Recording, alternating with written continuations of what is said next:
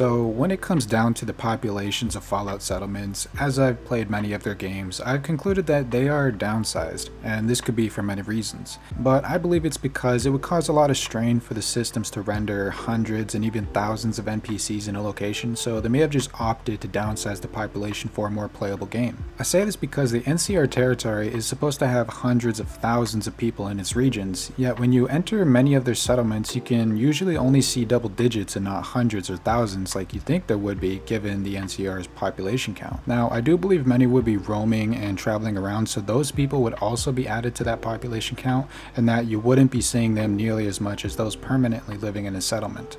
So with all that being said, I'll first go over the suggested population and not the visible population. But after that, I will not be going over any Fallout lore, and I'll mainly be going over what weapons they have, clothing, fortifications, any tactics they could be using, and my other speculations. All of this will help me form a more well-rounded opinion on whether Caesar's Fort is a good or bad place to be. So in order to get a good idea on the suggested population total of Caesar's Fort, we must do some guesswork as not every place is accessible. For this, I will count all of the large beige tents and the smaller red tents found throughout the fort, and from here I'll be able to get a better idea on how many people can be housed here. Not all of the larger tents are being used for housing warriors, as some are used for Caesar's own personal area and have no bedding or living spaces except for his bed, and another one of those big tents can be seen being used as some sort of mess hall where the warriors can get some food. When I did some poking around and looking through these tents, I found that on average many of these tents have beds for 3 to 4 people, but I will be on the more generous side here and say that the large and small tents will house up to 4 people each. So first, let's look over the many tents that are found outside of the fort's walls next to the lake. There's quite a few to count here, but if we section them off and color coordinate them by giving a yellow dot for small tents and a red dot for large tents, we can see things more clearly. The far right side has 16 small tents, the center has 34 small tents and 6 large tents, and lastly the far left side has 56 small tents and 4 large ones.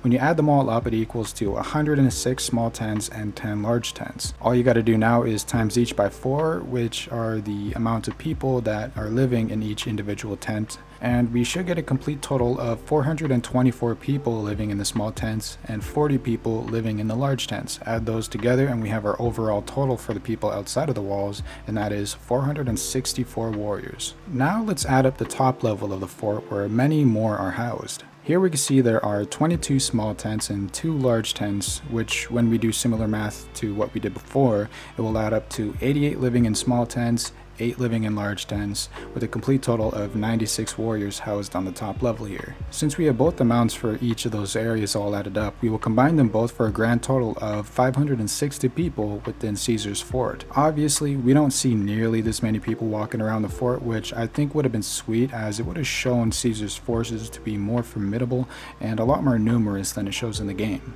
So what do these warriors use for weaponry? Well, it depends on what rank the individual is within Caesar's Legion. Lower levels will tend to use stuff like throwing spears, machetes, and pistols, while the higher ups will have access to firearms and laser weapons, and even better melee weapons like power fists and rippers. But overall, because many of the warriors in the Legion are lower ranked basic foot soldiers, it would be safe to assume that most of the warriors in Caesar's armies utilize more primitive weapons, best suited for close quarters combat, although there is a howitzer on the top level of the fort, which would provide great support against attackers. When we take a look at what Caesar's forces are wearing, we can see that these warriors are wearing football or hockey padding. They got some greaves and some red and black skirts. Not many have helmets, but rather have what appears to be leather caps. Most of their armor is not suited to withstand firearms, save for the centurions who have some power armor pauldrons, but most are only really designed to have protection against impacts from more primitive weapons like clubs and machetes. Now we have the question to answer: did Caesar set up his fort in a proper location? When we look around the fort, we can see that it has a lot of water around it from Lake Mead. His armies would have a lot of access to the lake's water for nourishment, but it also acts as a great defense for anybody who would try to besiege them. The only way to access the fort is through some narrow cliffs that are easily defendable, where warriors can drop rocks and spears from above onto anyone coming up to the gates. It offers a great vantage point for firearms as well. And if they somehow make it through all of that, but they now come up against what looks to be something similar to the mountain castles of the early Sengoku period in Japan. The way Caesar has set up this fort, it allows for a layered defense against anyone who would make it inside, and contains many areas where his troops that are best suited for close quarters combat can use their skills inside rather than being shot out in the open. Just outside the walls, we could see crucified victims of the Legion, which you'll have to pass through, which will also no doubt cause some morale loss for any attackers wondering if they'll meet the same fate. Once they get past the victims, they have to make it up to the drawbridge, which leaves them out in the open, and that is the only way inside of the fort because all around the fort is a deep moat, which will make traversing it incredibly hard to do while under fire. If you make it past the moat and get inside, you'll have to fight up and close with the Legion as they have the high ground, because the only way up to the top is through an open series of stairs leading to the top level. Now that you've made it to the top level, you have more close quarters combat to deal with, but this time against Caesar's best warriors equipped with the best weapons. One thing to point out is that the attackers would need to survive Caesar's howitzers during every step of the way, which could have crippled any army before they even got close enough to use small weapons. Caesar's Legion utilizes a tactic where they allow the enemies to expend their ammunition and energy on his lower ranked and less equipped troops at the front, and then comes in with the killing blow with his more elite troops. To attack Caesar's fort would be a costly endeavor, but it could be done if done properly. When we look around the fort, we don't see much in terms of farms. We do see a single Brahmin, but other than that, I think most of what they eat in the fort is raided from the Mojave Wasteland and also caravanned in from the east from Legion territory. We can see stockpiles of crates around the fort, which are the fort's supplies, but without more coming in, they would soon run out and be forced to leave their easily defendable position just to find food. If a group of rangers could disrupt the Legion's trade, then I have no doubt they would be forced to move or starve. Another big flaw in their position would be the lack of towers next to the gates and other strategic positions. Towers act as a position where they can spot enemy movements from afar and offer a great defense against anyone trying to hug against the walls. The walls themselves also have no areas where the defenders can walk upon in safety, which leaves them as simple barriers and not a position to defend the fort from.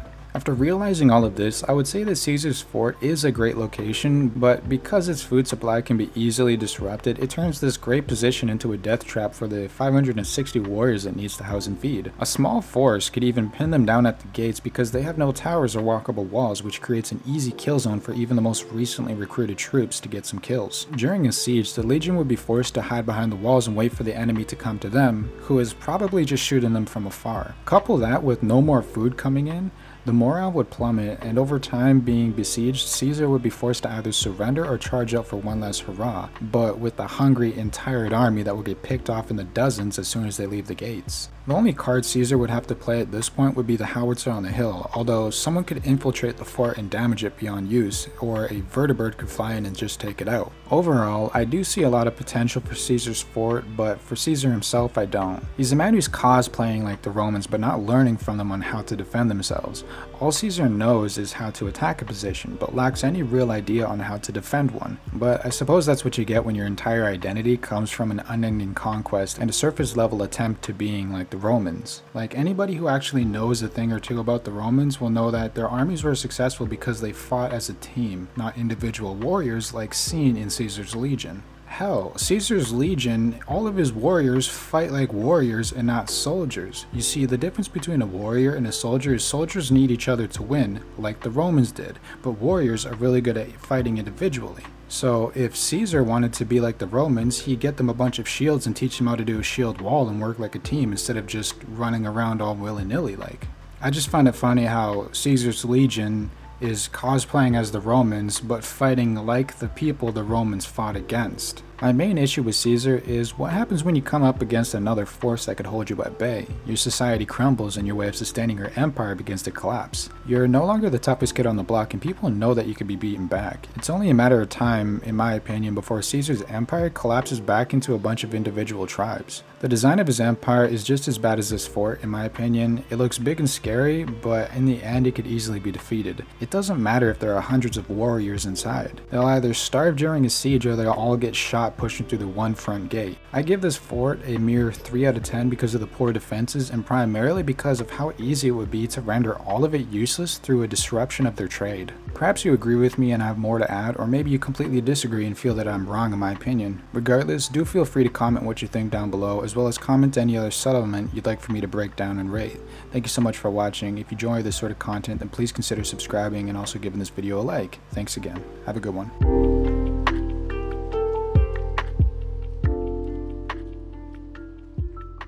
Put one in the air, pour drink in my cup. I'm just living life like I don't give a fuck. I'm just